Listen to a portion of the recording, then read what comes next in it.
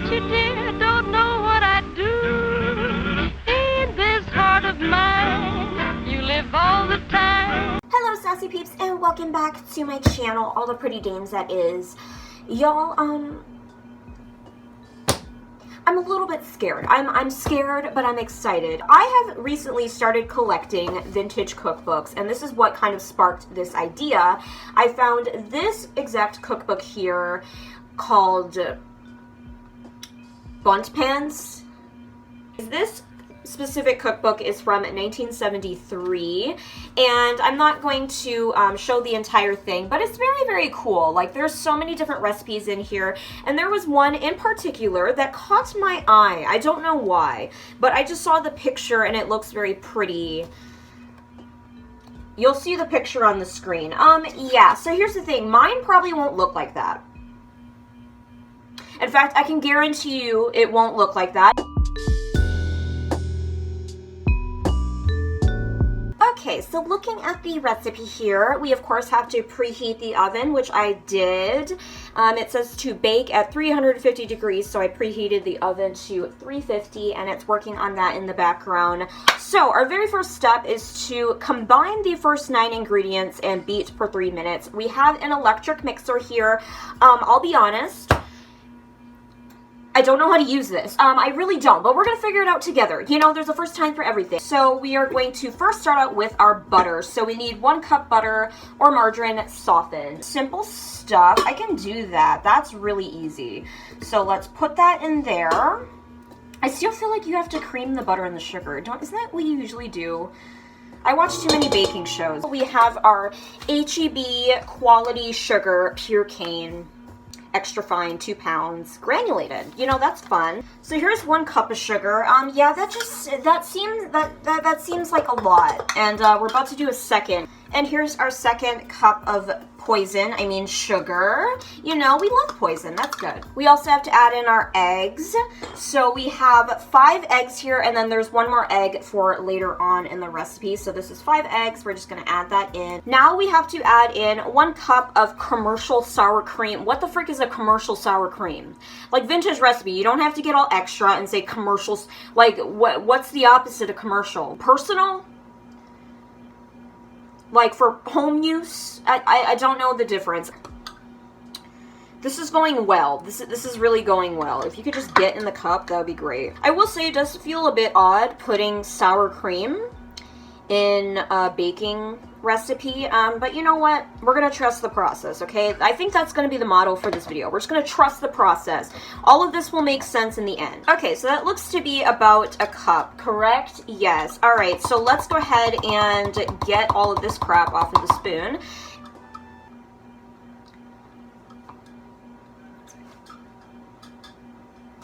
It's fine. It's fine. Some went on the floor, but you know what? It's all good. Trust the process. Now we're just going to add this in there, correct? That's what it says. This is 1 cup of sour cream. Alright, the next ingredient is 3 cups of sifted flour. Now here's the thing, I don't have a flour sifter. Who actually does? Like, I don't think anybody does. And here's the thing, you know, we could do the right thing and like go out and buy a flour sifter, or like find some sort of DIY hack to sift the flour. I'm not even going to do all that. I found other versions of this recipe online, and those don't call for sifted flour, so we're just gonna ignore it. You know, the cookbook wants to be fancy, and we don't got time for that. And I got water. I seriously got water on my cookbook. Trust the process. You know, maybe there's a reason for that. No.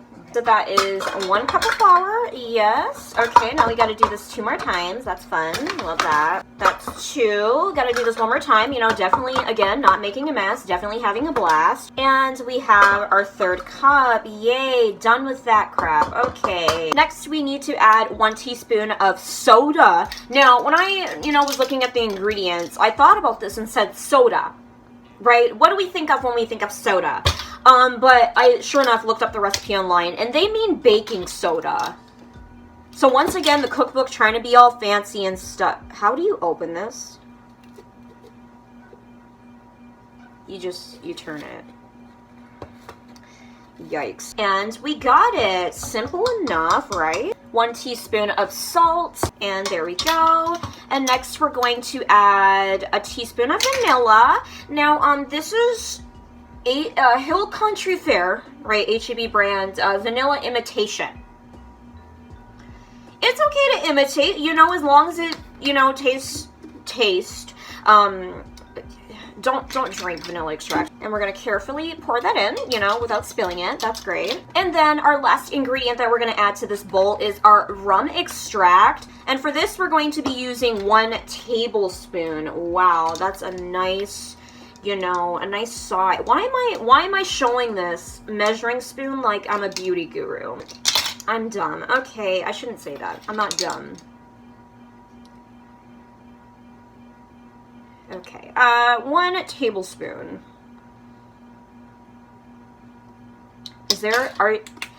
Please don't, is there like a cap under?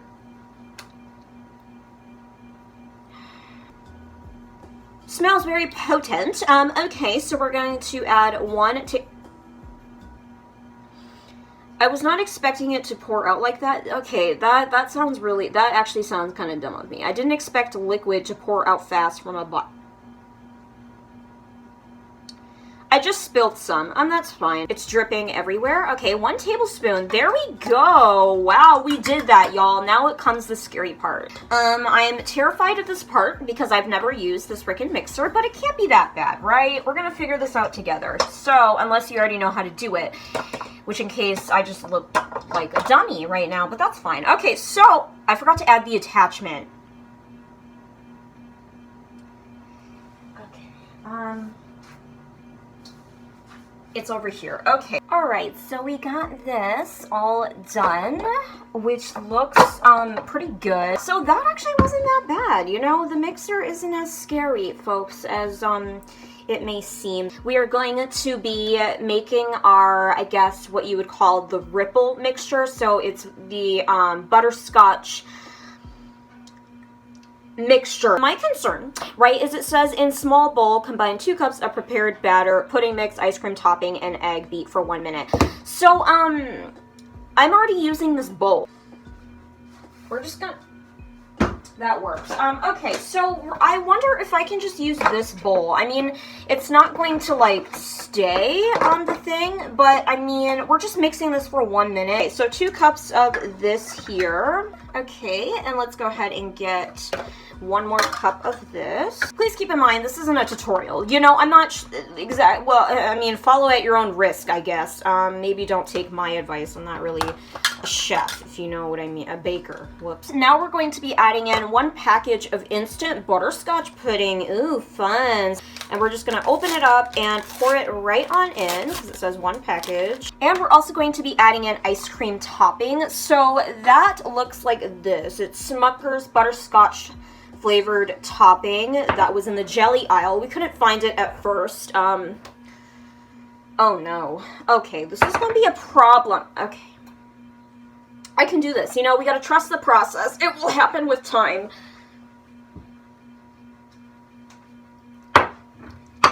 I got it. You know, I definitely didn't struggle or anything. That was a breeze. Okay, so we need 3/4 cup of this. 1.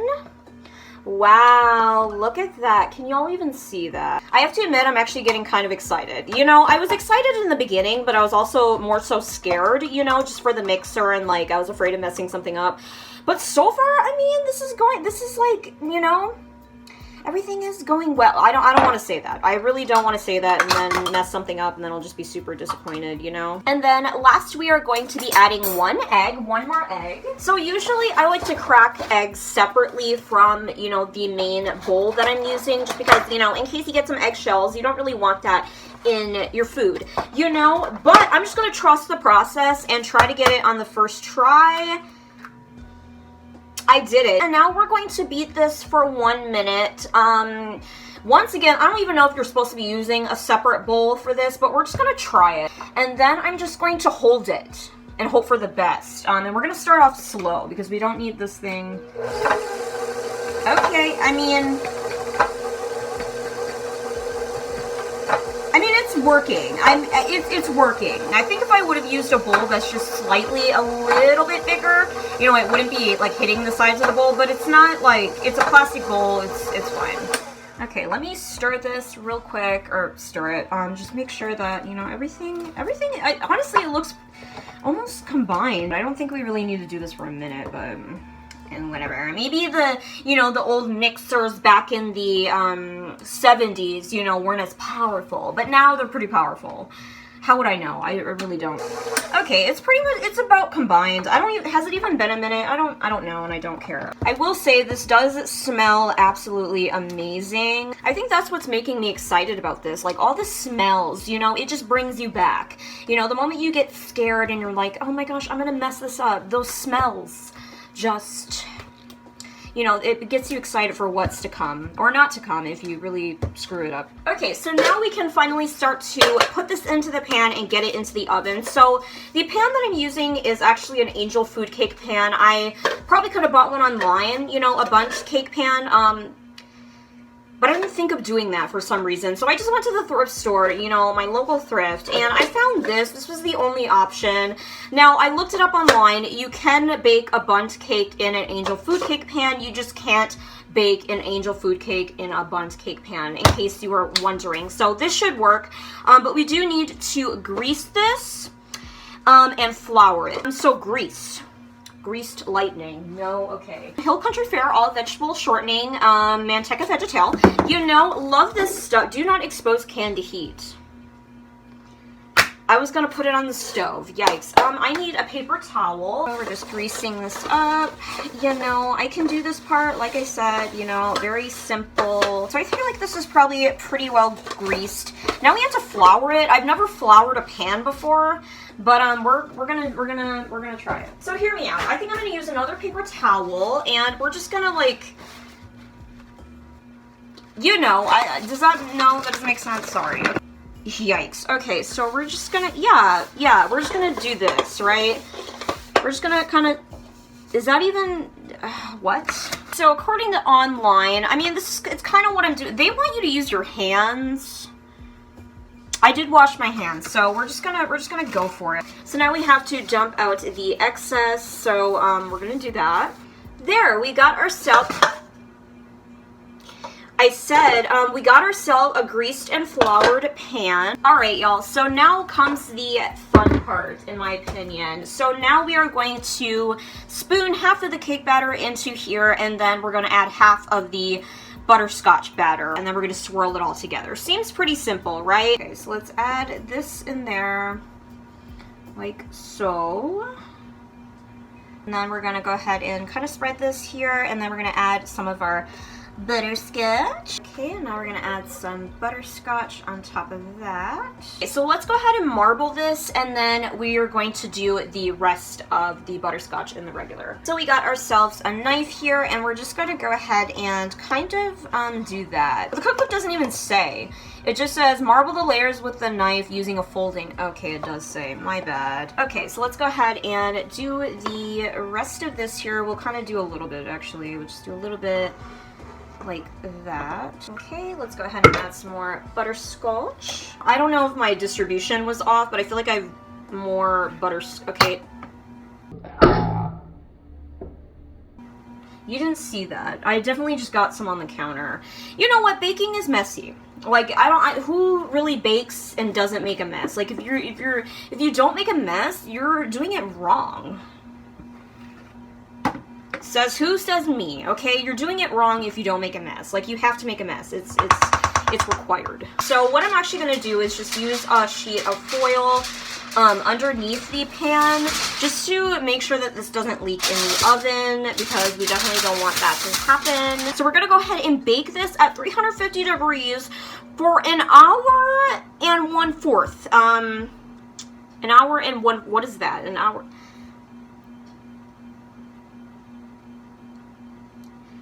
That's a long time to bake a cake, but it gives me enough time to clean up because there's a lot of dishes. So let's go ahead and put this in the oven. Let me get my oven mitts, you know, fun times. And we're going to put this in the oven and hopefully not drop it, because that would be tragic. Hey y'all, it's Editing Kiana. So, funny story, right? Yeah, I kind of underestimated how long this cake was going to take. So by the time everything was done and I was ready to film again, you know, it was 11 p.m. And did I feel like talking?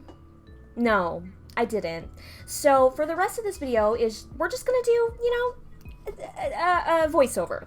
That's fine, right? It's fine. So overall, you know, the baking process went well. I did find that the center of the cake took the longest to bake. So I would say in total, it probably took like an hour and a half maybe. The center just kept, you know, the toothpick kept coming out moist, you know, so I kept having to put it back in, but it's fine. Here you can see me just cutting around the edge of the cake with a knife. Taking it out of the pan was surprisingly easy. I honestly thought that it was going to be a lot more difficult than it was. Thank goodness it didn't leak or anything like that into the oven. Overall, the baking process went pretty smooth, so I'm pretty happy about that. And here it is. It looks really nice. It looks very tasty. I must say so myself. You know, I'm not just saying that because I baked it, but I kind of am saying it just because I baked it. And then here I am glazing the cake. Now, this is interesting, right? So in the cookbook, it says to top it off with the glaze, but there's no recipe for the glaze in the book. So I actually had to use the internet to find a butterscotch glaze, and this seems to be the most common one. It's just brown sugar, vanilla, butter, and confectioner's sugar, and you like make it on the stove, and then you just put it over the cake. So that's pretty much what I did here. Mine doesn't really look anything like the one in the book, but it's fine. And you can also add chopped nuts on top, but here's the thing, I didn't feel like buying those because nuts are kind of pricey, so like I was just like, whatever.